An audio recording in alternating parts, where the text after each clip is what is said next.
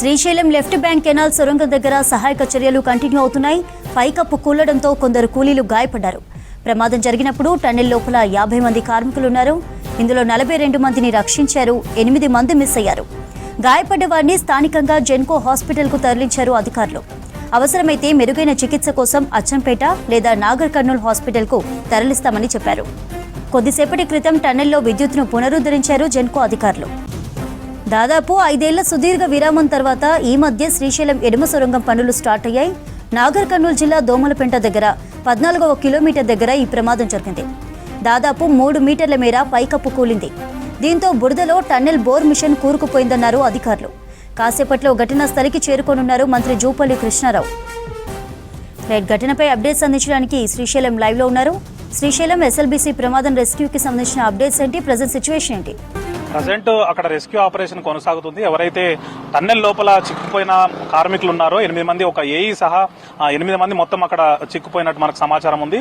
ఆ సమాచారం మేరకు ఇక్కడ నుంచి ఎక్కడైతే స్థానికంగా ఉన్నటువంటి రెస్క్యూ టీం అంతా కూడా వారి కోసం గాలింపు చర్యలు అయితే కొనసాగిస్తున్నాయి. మిగిలిన ఎవరైతే గాయపడ్డారో వారందరినీ కూడా దగ్గర ఉన్నటువంటి జెన్కో హాస్పిటల్ కు తరలించి వారికి చికిత్స అందిస్తున్నారు. మరోవైపు ప్రభుత్వ పరంగా కూడా సీఎం రేవంత్ రెడ్డితో పాటు మంత్రి ఉత్తమ్ కుమార్ రెడ్డి, అదేవిధంగా జూపల్లి కృష్ణారావులు కూడా దిగ్భ్రాంతి వ్యక్తం చేశారు.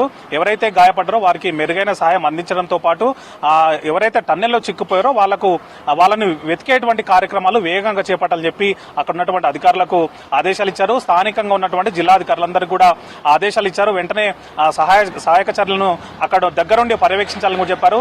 ఈ మేరకు ఈ విషయం తెలుసుకున్నటువంటి మంత్రి ఉత్తమ్ కూడా ఇక్కడ నుంచి తన నివాసం నుంచి ప్రత్యేక హెలికాప్టర్లో ఘటనా స్థలానికి బయలుదేరారు. అక్కడ ప్రత్యక్షంగా వెళ్లి అక్కడ ఏం జరిగిందో తెలుసుకుని సహాయక చర్యలను పర్యవేక్షించున్నారు. అయితే దాదాపు చాలా కాలం పాటు పనులన్నీ ఆగిపోయిన తర్వాత గత 4 రోజుల క్రితమే ఎడమ గట్టు సొరంగ మార్గం పనులు అనేవి ప్రారంభమయ్యాయి. అయితే ప్రారంభమైనటువంటి 4 రోజుల్లోనే ఈ ప్రమాదం చోటు చేసుకుంది. ప్రధానంగా అక్కడ సీపేజ్ అనేది ఉంటుంది.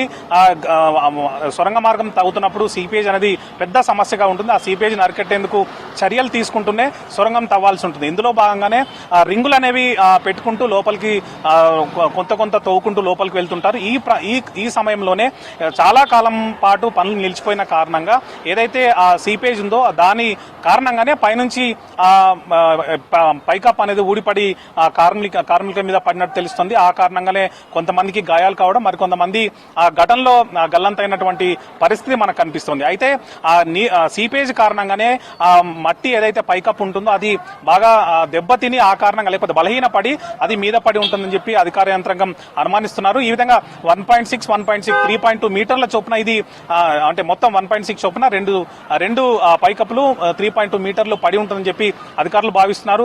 ఎవరైతే గల్లంతైనారో వాళ్ళ కోసం వారిని బయటకు తీసుకొచ్చేందుకు లేకపోతే వారిని వెతికి పెట్టేందుకు కూడా ప్రయత్నాలు చేస్తున్నారు. మొత్తం ఉదయం షిఫ్ట్ లో 50 మంది కార్మికులు లోపలికి వెళ్తే 42 మంది మాత్రం సురక్షితంగా బయటకు వచ్చారు. మరో 8 మంది బయటకు రావాల్సింది. గాయపడిన 10 మందిలో ఒక ఏఈ కూడా ఉన్నట్టు మనకు సమాచారం అందుతుంది. మొత్తంగా సహాయక చర్యలు కొనసాగిస్తున్నారు. ఆ 8 మంది ఎక్కడ గల్లంతైన సందర్భంలో ఎక్కడుండే అవకాశం ఉంటుంది అనేటువంటి అంచనా నేపథ్యంలో అక్కడ ఉన్నటువంటి స్థానికంగా ఉన్నటువంటి రెస్క్యూ టీం అంతా కూడా ప్రయత్నం చేస్తున్నారు. అటు విపత్తు నిర్వహణ శాఖ కానీ లేకపోతే ఇటు హైడ్రా కానీ స్థానికంగా ఉన్నటువంటి రెవెన్యూ, పోలీస్ వీళ్ళందరూ కూడా కలిసికట్టుగా ఈ రెస్క్యూ ఆపరేషన్ లో పాల్గొంటున్నారు. అయితే ఎస్ఎల్బీసీ టన్నెల్ తవ్వేటువంటి ఇప్పటి వరకు జరిగినటువంటి పనుల్లో కూడా ఎక్కడ ఇట్లాంటి ప్రమాదం జరిగినట్టు కూడా సమాచారం లేని అధికారులు అంటున్నారు. ఇక్కడ ఉన్నత స్థాయి అధికారులు కూడా పర్యవేక్షిస్తున్నారు. ఎక్కడైతే ప్రమాదం జరిగిందో ఆ ప్రమాదం జరిగినటువంటి గల కారణాలు కూడా అన్వేషిస్తున్నారు. మొదటగానైతే ఈ సహాయక చర్యలను వేగవంతం చేస్తూనే ఎవరైతే గల్లంతయ్యారో వాళ్ళందరినీ బయటకు తీసుకురావాలి, లేకపోతే వాళ్ళ ఆచూకీ కనిపించడం వాళ్ళ బయటకు సురక్షితంగా తీసుకురావాలన్నటువంటి ప్రయత్నం ఇక్కడ నుంచి కొనసాగుతుంది. ఉన్నతాధికారులు పర్యవేక్షిస్తున్నారు. ఇది ఇక్కడ ఉన్నటువంటి అప్డేట్. ఓటు చంద్రిక.